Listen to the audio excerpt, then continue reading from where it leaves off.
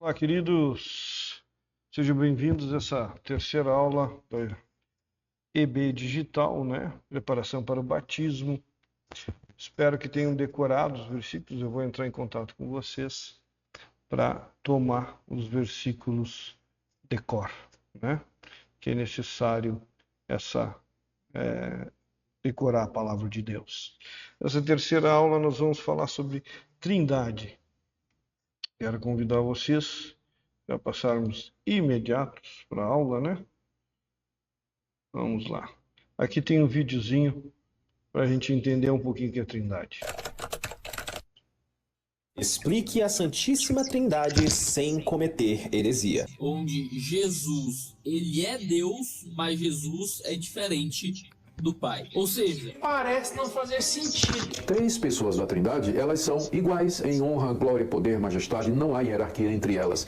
Essas três pessoas divinas em uma só. Não são três deuses, e sim apenas um Deus. Você tem um triângulo, certo? Você tem o vértice da diagonal da direita, depois da esquerda, a parte de baixo.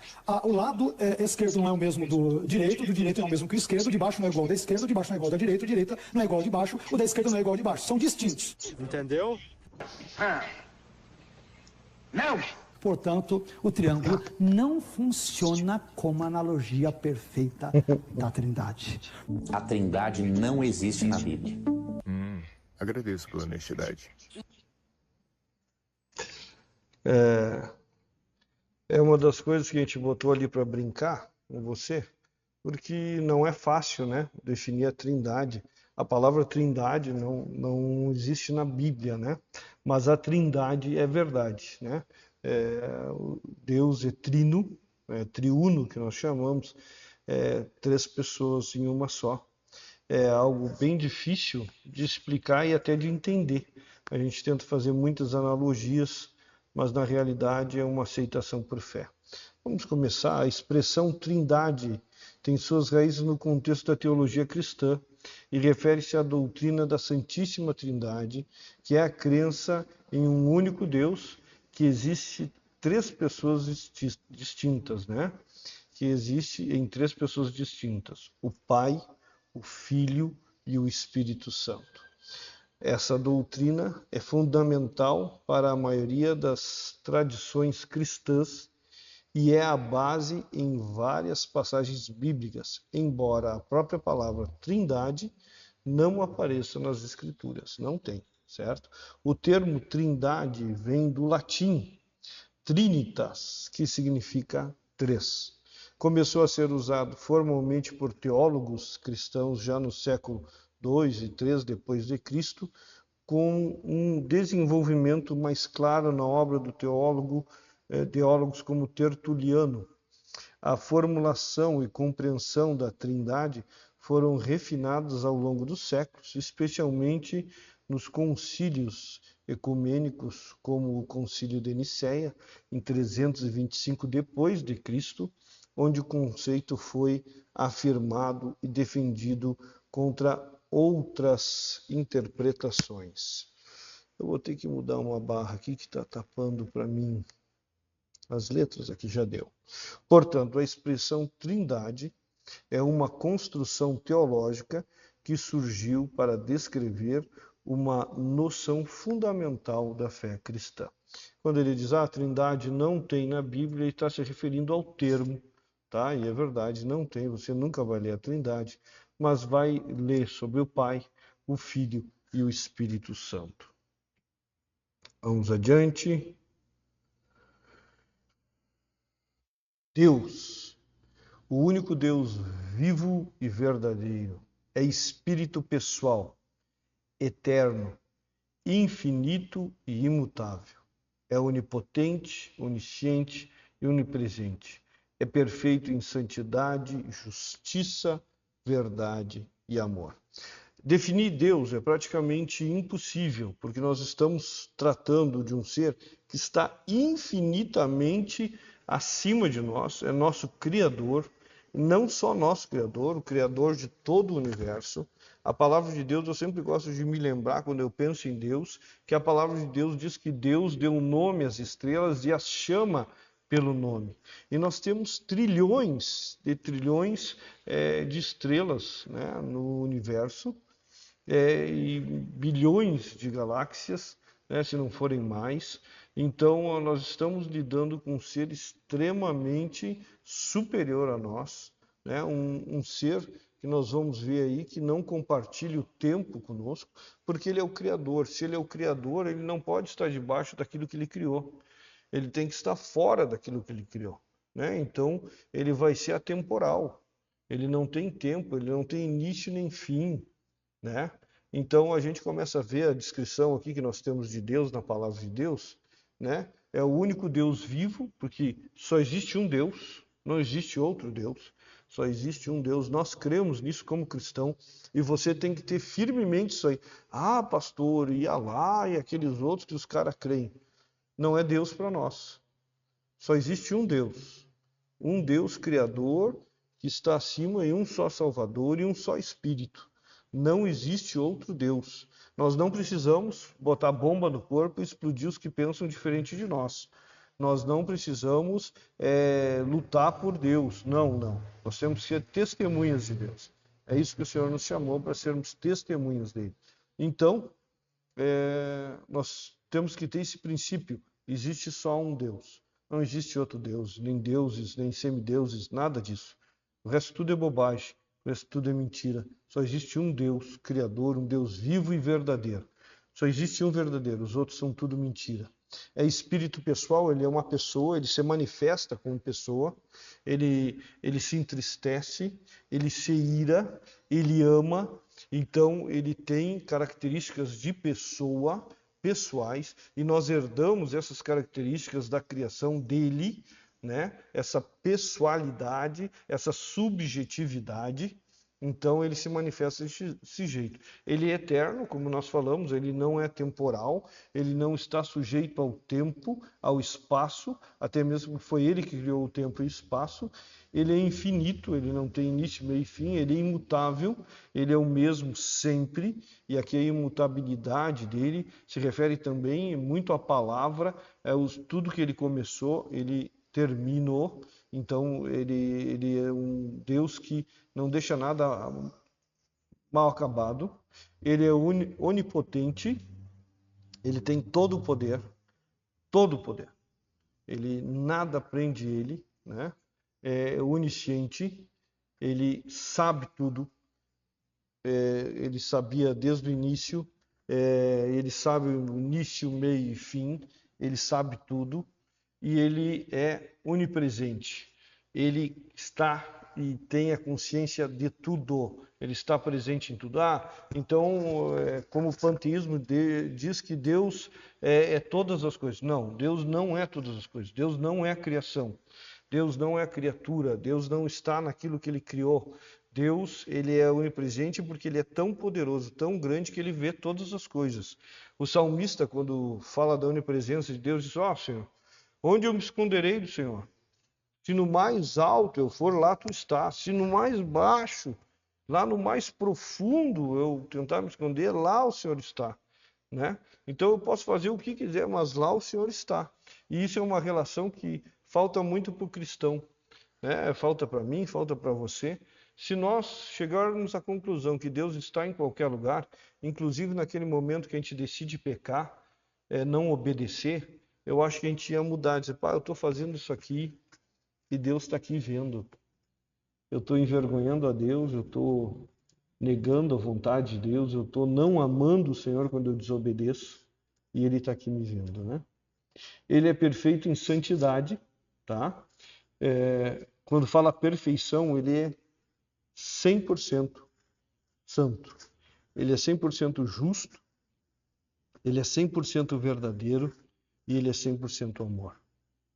Pastor, mas não entendo. Se Deus é santo, como ele se relaciona conosco? Se relaciona conosco através de Jesus Cristo. Porque Jesus nos deu vida estando nós mortos, né? Deus nos deu vida estando nós mortos em nossos pecados e delitos, e ele fez isso através de Jesus. Hoje, quando ele ora para nós, os que ele chamou e são lavados pelo sangue de Cristo Jesus, ele vê Jesus em nós.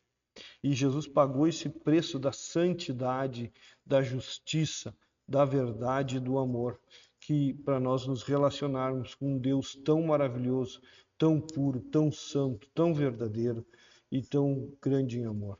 Porque Deus amou o mundo de tal maneira que deu o seu Filho unigênito. O amor de Deus é diferente do amor carnal, o amor eros, o amor filos, né? O amor de Deus é o amor ágape, que se entrega, se dá, né? E conquista, né? Então, esse é o amor de Deus, ok? Ele é o Criador e sustentador. Ele criou todas as coisas e ele mantém todas as coisas. Seu coração hoje de manhã bateu porque ele mandou que batesse, porque ele determinou que batesse, né? Ele é o sustentador da vida, tudo, né?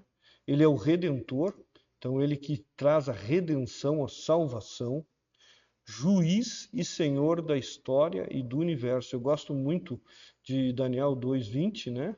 Que diz que ele escolhe as estações, ele coloca os reis nos tronos e ele tira os reis dos tronos. Ele é o dono da história, ele é o dono do universo.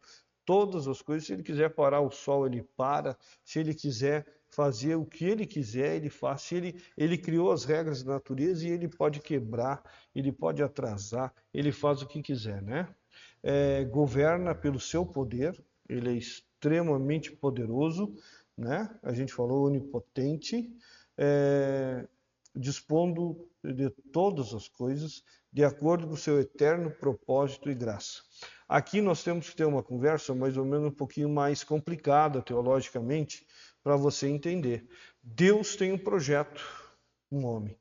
Deus tem um propósito. Desde a criação nós já vemos ali, desde a queda do homem, Deus estava no controle de tudo, né? Muitas vezes, Deus criou o pecado. Não criou o pecado, né? Deus, mas ele permitiu que o homem pecasse, né? E todas as coisas cooperaram para a vontade dele. Então, nós temos que entender, né, as coisas como são. Deus está no controle de tudo desde a criação. E antes mesmo da criação, Deus já tinha determinado todas as coisas. Então, é difícil a gente entender, é difícil a gente compreender, principalmente quando chega assim, por que há tanta injustiça no mundo? Todas essas coisas estão debaixo da vontade de Deus e no tempo de Deus. Nada acontece sem a vontade de Deus. Por que os inocentes morrem, os bandidos não? Quem disse que morrem? Morrem aqui, né? Nessa terra, mas pode estar com o Senhor, né? E é muito melhor, diz Paulo, estar com o Senhor do que aqui, né? O problema é que muitos cristãos e 100% das pessoas que não conhecem Cristo, a única vida e a única alegria que tem é aqui nessa terra. Nós não. A nossa terra não é essa aqui e a nossa alegria é estar com o Senhor no céu, né? Mas a gente vai conversando mais coisas, são coisas muito profundas que demoram para a gente conversar, são coisas que muitas vezes sendo faladas assim meio rápido podem tomar uma conotação errada, tá? Deus é infinito em santidade e em todas as demais perfeições. Ele é perfeito. Por isso, a Ele devemos todo o amor, culto e obediência. Uma coisa que eu quero deixar bem claro para vocês, que a nossa existência é para glorificar a Deus.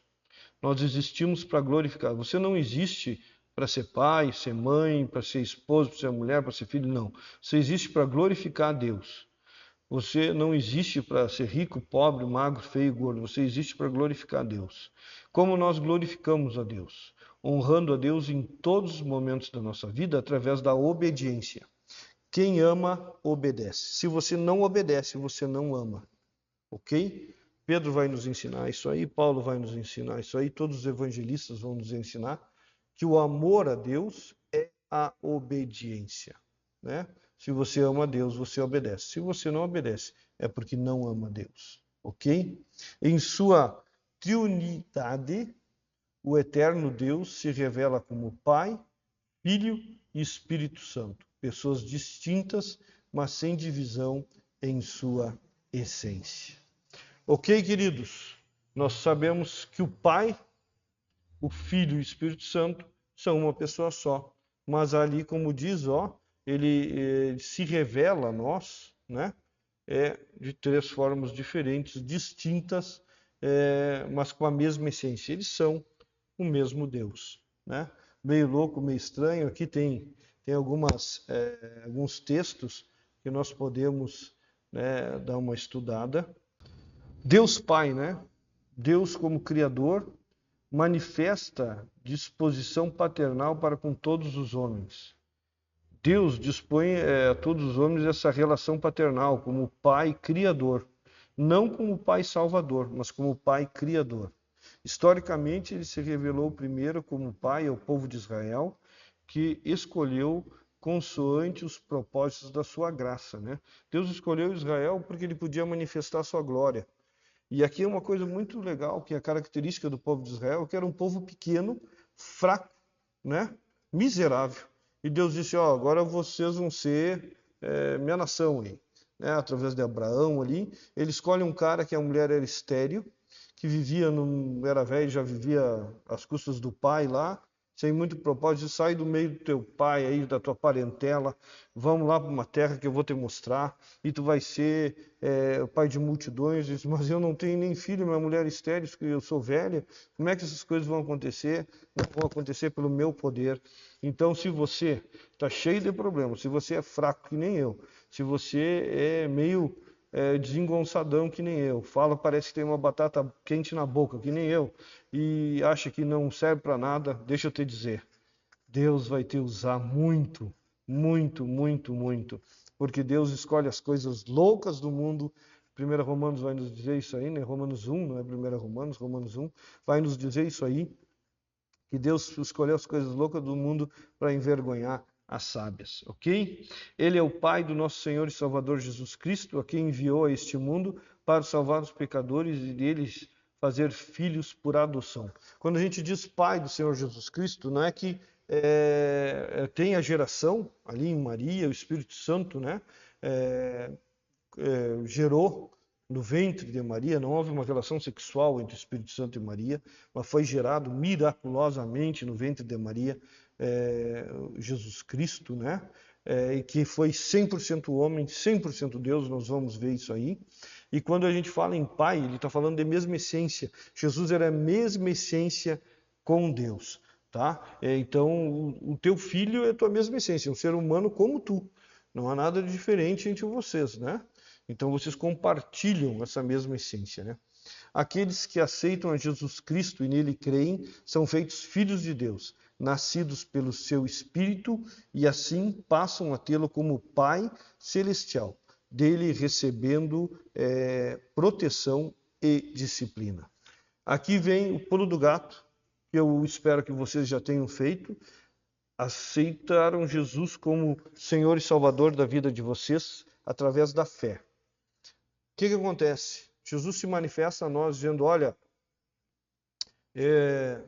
eu sou o Senhor, tu é pecador, tu não pode te salvar sozinho, mas eu te dou a salvação de graça. Quer aceitar? E tu diz, sim, Senhor, eu quero aceitar, eu necessito, porque eu sou pobre, miserável, eu me arrependo dos meus pecados, e eu aceito o Senhor como Salvador, como dono da minha vida, eu me entrego ao Senhor.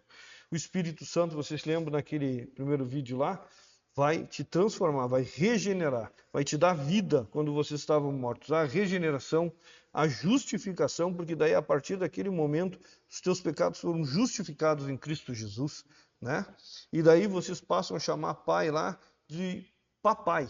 Tem intimidade, tem acesso a Deus, né? E daí em diante vai começar o processo de santificação.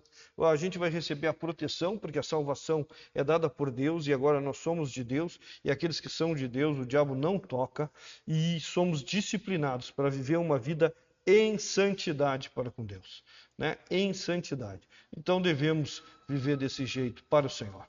Ok, queridos? Deus abençoe, Deus guarde, em nome de Jesus.